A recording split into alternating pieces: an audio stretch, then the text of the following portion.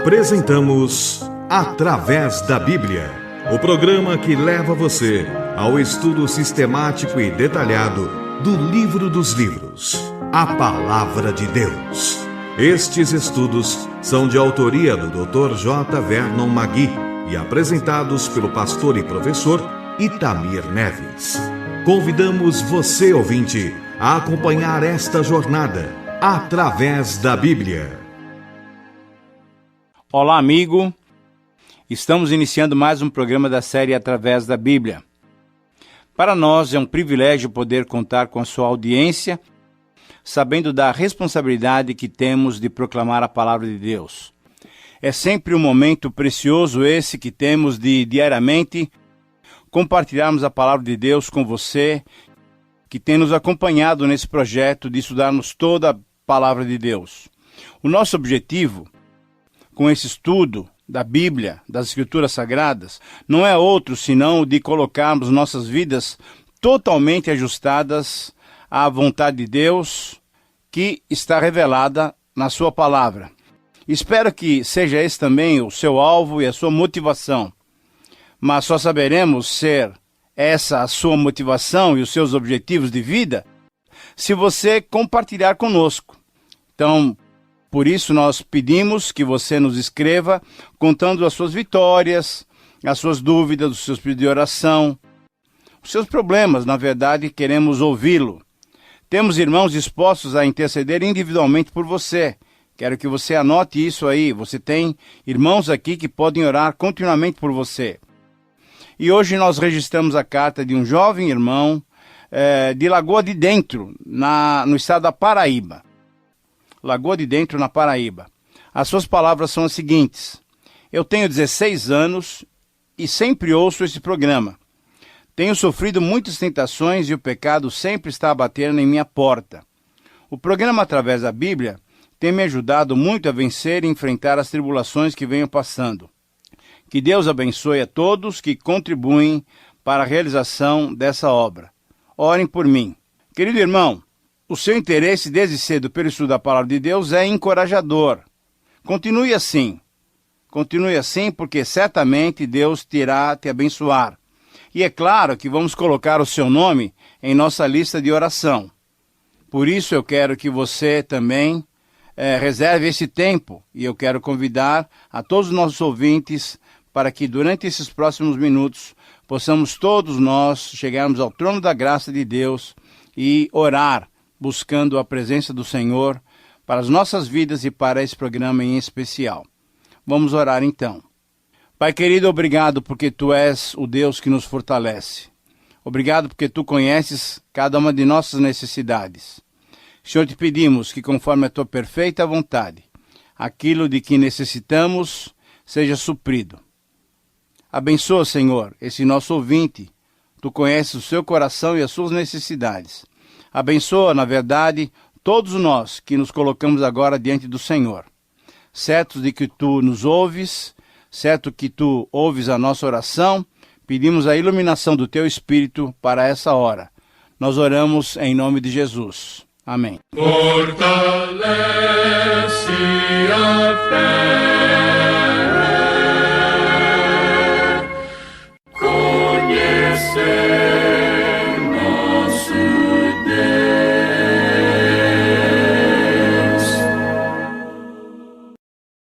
Prezado amigo, esse é o nosso último estudo no livro de Gênesis. Como temos avisado, estaremos iniciando os estudos no livro de Mateus. Deixando um pouco o Antigo Testamento, iremos para o Novo Testamento, mas depois retornaremos também para o estudo do Êxodo, e assim vamos intercalando o Antigo com o Novo. Se Deus assim nos permitir, estudaremos toda a Palavra de Deus. Vamos iniciar no capítulo 49, verso 16. O velho Jacó está às portas da morte, despedindo-se dos seus filhos. Já tivemos a oportunidade de ver no programa passado o que ele disse aos seus 6 primeiros filhos. Agora temos mais 6 filhos e seremos mais sucintos com esses últimos 6, porque aqueles eram mais importantes. E dentre eles, o que se destacou foi Judá. E sabe por quê? Porque o Senhor Jesus veio por meio dessa tribo. Judá foi o antecessor da vinda do Senhor Jesus. Nós sabemos que Jacó teve 12 filhos. Parecia que José seria o elemento da linhagem, mas não foi. Foi Judá. E Deus, por sua maravilhosa graça, escolheu a Judá e, por meio da sua tribo, ele trouxe Jesus ao mundo. Jesus Cristo é o nosso libertador. Ele veio para salvar o mundo dos seus pecados. Mas vamos agora para os versos 16 e 17. Algumas palavras, então, são dirigidas a Dan. Dan será serpente junto ao caminho, uma víbora junto à vereda, que morde os talões do cavalo e faz cair o seu cavaleiro por detrás. O nome e o chamado de Dan eram para julgar, como Deus vingara Raquel em 36. Mas a sua escolha como tribo foi a violência e a traição, como estudaremos em Juízes 18. E o fato mais grave sobre essa tribo é que ela não se encontra na lista que vemos mencionada em Apocalipse capítulo 7. O verso 18 é entendido de diversas maneiras pelos comentaristas. Alguns entendem que Jacó intercede por Dan. Ou então, outros entendem que Jacó se lembra da sua própria traição e pede pelo perdão, pede pela salvação de Deus. Outros ainda entendem essa expressão, a sua salvação espero ao Senhor.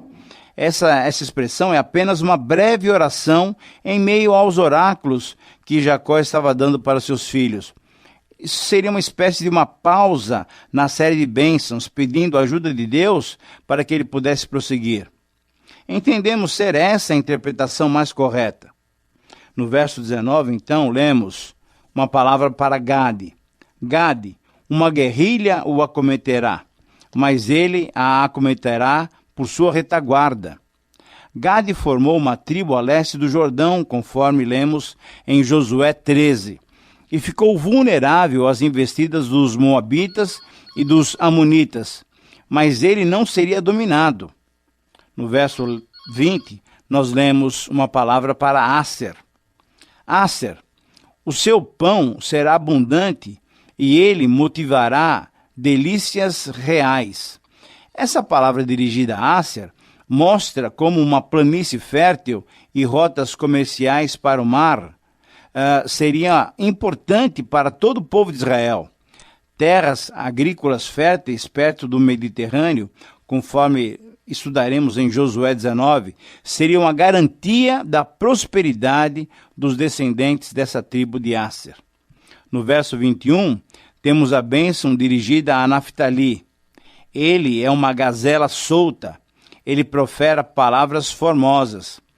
Essas palavras provavelmente indicam um espírito independente, talvez pela localização um pouco isolada, na região montanhosa ao norte do Mar da Galileia, conforme João 19. Sob o comando de Baraque, Naftali levou Israel a uma grande vitória, conforme estudaremos em Josué capítulo 4 e capítulo 5. Agora, as palavras dirigidas ao amado filho José. Nos versos 22 a 26, Jacó se dirige a José com essas palavras. José é o ramo frutífero junto à fonte. Seus galhos se estendem sobre o muro. Devemos destacar a bênção de Deus. Da estéril Raquel, o Senhor trouxera José e dele 2 tribos frutíferas. O significado é que José, deixando a sua terra, foi para o Egito. E lá, ele foi uma testemunha para Deus. Nós sabemos que Efraim e Manassés procuraram aumentar o seu território conforme Josué 17. O seu território no tempo do Novo Testamento era o território dos samaritanos. Destaca-se aqui, no verso 24 e 25, os admiráveis nomes divinos. Veja só, o poderoso de Jacó, o pastor e a pedra de Israel, o Deus de teu pai, o qual te ajudará, e o Todo-Poderoso, o qual te abençoará com bênçãos. As 2 tribos que vieram por meio de José, Efraim e Manassés, tornaram-se proeminentes, muito importantes, mas foi dessas tribos também que surgiu a divisão do reino. A frase, as bênçãos do teu pai excederão as bênçãos dos meus pais até ao cimo dos montes eternos, estejam elas sobre a cabeça de José e sobre o alto da cabeça do que foi distinguido entre seus irmãos, deve ser muito bem entendida. O que Jacó quer dizer é que as duas tribos que vieram de José deveriam ser apegadas ao Deus de Israel, ao Deus de Jacó, o Criador e Redentor. E por quê? Bem, essas duas tribos, especialmente Efraim, chegou a praticar a idolatria e causar a divisão do reino de Israel. Foi Jeroboão, que veio da tribo de Efraim, que dividiu o reino. Saíram então dessas duas tribos aqueles dois bezerros que foram adorados. Assim, Jacó chamou a atenção desses dois filhos de José, prevendo essa tendência divisionista e idólatra. E finalmente, no versículo 27, Jacó se dirige a Benjamim, que é o mais novo dos seus filhos. Eis o que ele diz: Benjamim é lobo que despedaça. Pela manhã devora a presa e à tarde reparte o despojo. Essa é uma profecia estranha a respeito de Benjamim. Vemos que Benjamim era muito identificado com Judá. Benjamim ficou com a tribo de Judá na divisão do reino. E foram elas as duas tribos que ficaram com a casa de Davi. Essa é uma profecia notável e podemos ver o seu cumprimento através das façanhas de Eude, de Saul e de Jonatas, que nós veremos relatadas em Juízes capítulo 13, 5 e 19, como por exemplo de arrojo, mas também um exemplo de violência. Então, querido amigo, você percebe que Jacó deu uma palavra de bênção, de descrição do futuro para cada um dos seus 12 filhos. Foram muitas palavras proféticas. E o verso 28 registra que era assim que um pai deixava as suas bênçãos para os seus filhos. Então o capítulo 49 finaliza com o relato da morte de Jacó. Do verso 29 ao 33, encontramos as orientações de Jacó para o seu funeral. Jacó queria ser sepultado com seus antepassados, significando assim a solidariedade da família da aliança. Como vemos aqui, a morte para Jacó não foi o fim de tudo. Ele foi para junto do seu povo. A sepultura aqui mencionada foi comprada por Abraão. Jacó quis ser enterrado lá na cova que havia sido comprada por Abraão. Jacó quis ficar certo quanto à transladação do seu corpo para aquele local após a sua morte. Vemos com isso o quanto Jacó conhecia a respeito da sua própria história. É notável quando ele conhecia o seu passado e conhecia também o futuro do seu povo e daquela terra. Jacó queria ser sepultado lá porque desejava ressuscitar dos mortos na terra que Deus tinha prometido para a nação eleita. O último versículo, então, desse capítulo 49 diz assim: Tendo Jacó terminado de dar as determinações aos seus filhos, recolheu os seus pés na cama e expirou, e foi reunido ao seu povo. Querido amigo, Jacó, que lutou com Deus e foi transformado em Israel, agora chegava ao fim dos seus dias. Estava preparado para se encontrar com seu Deus. Como é bom estarmos preparados para a morte. Você está se preparando para se encontrar com Deus? Quem morre sem Cristo, morre duplamente. Morre no sentido físico, mas morre também no sentido espiritual. Mas quem tem o Filho, tem a vida. Quem morre crendo em Cristo, tem a certeza da ressurreição para a vida. Querido amigo, minha oração é que você possua essa certeza. Muito bem, mas agora vamos estudar o capítulo 50, que é o último capítulo do livro de Gênesis. Aqui temos o relato do sepultamento de Jacó, e esse é um assunto muito adequado para terminar o livro de Gênesis. Você sabe por quê? Porque, veja só, o livro começa com a criação e termina com o sepultamento. É isso mesmo que causa o pecado. Deus criou, mas o pecado matou. É o apóstolo Paulo que põe essa verdade nesses termos. O salário do pecado é a morte. Mas, felizmente, logo em seguida, O próprio apóstolo diz: mas o dom gratuito de Deus é a vida eterna em Cristo Jesus, nosso Senhor. É sobre o sepultamento que trata esse capítulo. Parece um triste fim para o livro de Gênesis, mas, na verdade, esse é um assunto de grande advertência para todos nós. Nesse capítulo, não temos apenas o sepultamento de Jacó, temos também a morte e o sepultamento de José. José também morreu. E o sepultamento de Jacó foi feito em Canaã, mas o sepultamento de José foi feito no Egito. Os versos 1 a 3 relatam o procedimento de José, ultimando os detalhes para o sepultamento de Jacó. Durante 40 dias, os médicos que estavam a seu serviço prepararam o corpo do seu pai, embalsamando-o. No Egito haviam pessoas que eram especialistas nessa prática que nós não conhecemos hoje em dia. Todos nós já ouvimos falar a respeito das múmias do Egito. Eles tinham um meio de sepultar naquela época que ainda nós não descobrimos até hoje. Isso é alguma coisa maravilhosa. E por fim, demonstrando o quanto tinha sido bem aceito pelos egípcios, Jacó foi pranteado durante 70 dias. O texto prossegue e os versos 4 a 9 nos mostram José solicitando ao faraó que lhe permitisse sepultar seu pai Jacó em Canaã, atendendo-lhe assim ao seu pedido e ao juramento feito.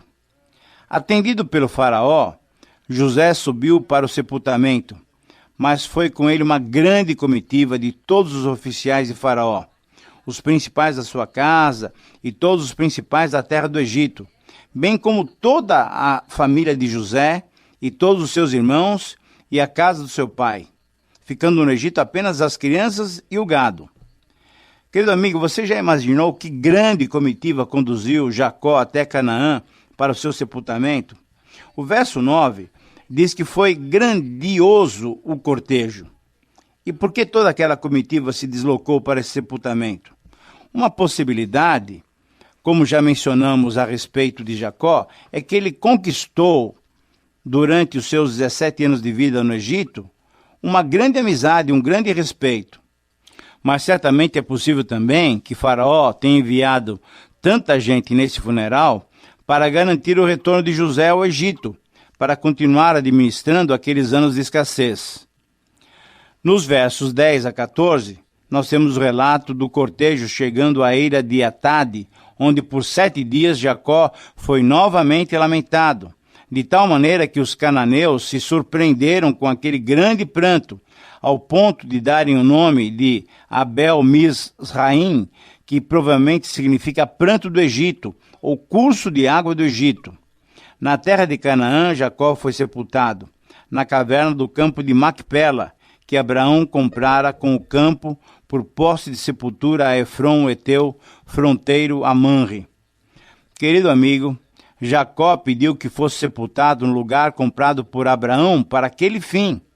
Ser sepultado naquele pedaço de terra comprado por Abraão para servir de cemitério para sua esposa, para ele, para os seus descendentes, era um ato de fé, uma espécie de garantia de que aquela terra seria dada por Deus ao seu povo. E isso realmente aconteceu. Era o sepulcro da esperança.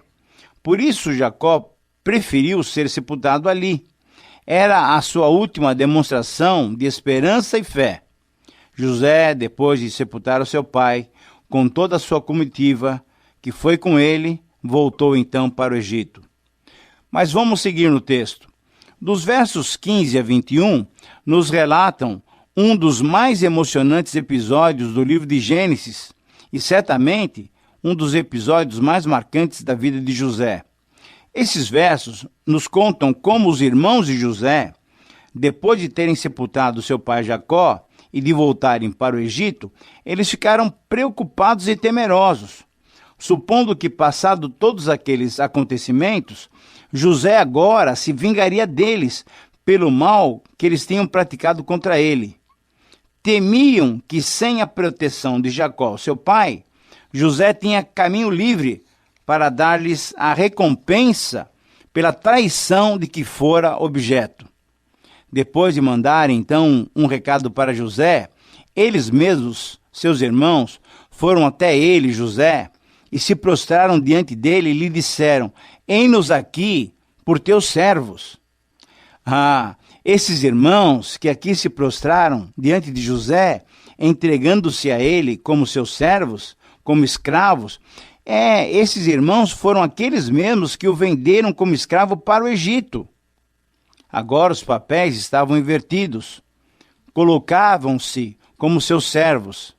Esse ato de se prostrarem diante de José, com certeza lembrava bem o sonho que José teve quando era bem jovem, pois naquele sonho ele predizia aquele momento em que, humildemente, eles estariam ajoelhados diante de José.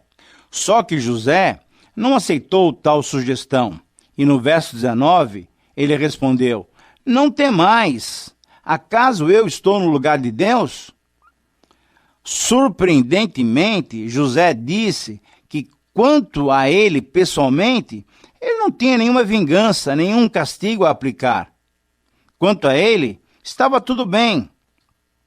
Ele, José, já havia perdoado seus irmãos e não guardava nenhum rancor.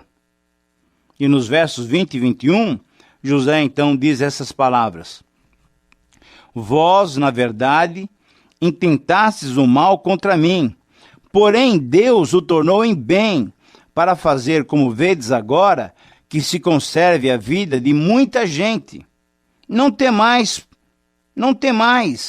eu vos sustentarei a vós outros e a vossos filhos. Assim, José os consolou e lhes falou ao coração. Querido amigo, que palavra, que bênção, que consciência da soberania de Deus.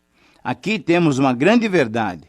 José disse que, de fato, seus irmãos intentaram mal quando o venderam para o Egito. Ele foi vendido como escravo. Mas Deus transformou tudo em bênção. Muitas vezes, nós não nos conformamos com as circunstâncias ou com o problema que estamos enfrentando. Seja, por exemplo, um problema de incompreensão, Deus é soberano e pode transformar tudo em bem. Esse modo de ver as coisas, de encarar os problemas, é simplesmente maravilhoso. Não pensemos que os problemas nos vêm, muitas vezes, sem um grande propósito. No que se refere a José, a vítima, ele ficou tranquilo. Ele confiou no Deus soberano porque Deus sabe e pode transformar os males em bênçãos. Você, querido amigo, tem encarado assim as situações difíceis que tem enfrentado? Mas encerrando esse programa, e o estudo desse capítulo, e o estudo desse primeiro livro da Bíblia, o Gênesis, os últimos versículos desse texto nos dão conta que José habitou no Egito e viveu por 110 anos. É uma vida longa. José viu os filhos dos seus filhos até a terceira geração. Quando já estava bem idoso, José reuniu-se também com seus irmãos e disse: Eu morro. E pediu-lhes que jurassem que fariam transportar os seus ossos do Egito. E o texto termina dizendo que morreu José na idade de 110 anos, embalsamaram-no e o puseram num caixão no Egito. Depois nós vamos verificar nos outros textos bíblicos que José também saiu do Egito depois da sua morte. Querido amigo, assim termina o livro de Gênesis, com a morte do seu quarto grande personagem. Mas aqui também vemos a fé de José, ao pedir que os seus ossos fossem levados para Canaã, quando Deus estivesse tirando o seu povo do Egito. Ele queria que o seu corpo, como seu pai Jacó, no dia da ressurreição, se encontrasse com Cristo naquela terra que Deus prometera e dera ao seu povo. Esta é a fé que temos todos nós. Querido amigo, não importa onde seremos sepultados. Todos nós nos levantaremos do pó quando a trombeta soar. Para isso, precisamos de Cristo como Salvador pessoal. Que seja essa a sua certeza, assim como é a minha certeza, pela graça de Deus. Minha oração é que você que me ouve tenha plena certeza de se encontrar com Jesus. Louvamos a Deus por concluirmos o estudo do livro de Gênesis. Agradecemos a sua companhia e esperamos encontrá-lo no próximo estudo, quando então estaremos meditando sobre o Evangelho de Mateus. Escreva para nós, compartilhando as suas experiências no estudo que você teve em Gênesis. Nós queremos agradecer a sua companhia e queremos suplicar sobre você as mais preciosas bênçãos do nosso Deus. Terminamos mais uma apresentação do programa Através da Bíblia. Esperamos que você nos escreva, dando a sua opinião sobre o que ouviu. O nosso endereço é Caixa Postal 18.300, CEP 04626-970, São Paulo, São Paulo. Repetindo, Caixa Postal 18.300, CEP 04626-970, São Paulo, São Paulo. Este programa foi produzido nos estúdios da Transmundial.